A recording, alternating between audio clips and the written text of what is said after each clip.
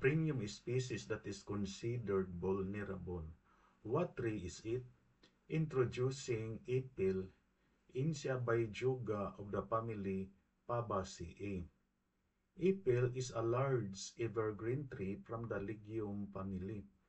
As a Legume family member, it is a fast grower and prolific seeder. This species is the most well-known premium timber species outside the Dipterocarp family. Its wood is hard and durable, valued for high-grade construction of posts, beams, and furniture.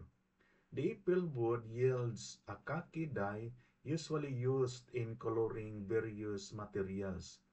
The decoction of its bark is used to help treat rheumatism, chills, diarrhea, muscle rigidity, and rheumatoid arthritis.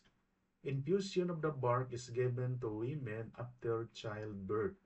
The seeds can be eaten after careful preparation, usually by soaking them in salt water for 3 to 4 days before boiling. Ipil is considered vulnerable and is listed as near threatened by the International Union for the Conservation of Nature, or IUCN. Ipil is the official tree of the United States territory of Guam and is known locally as Ipit. This is Max.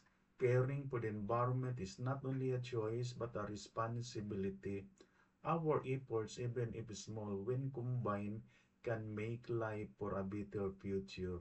Thank you and God bless.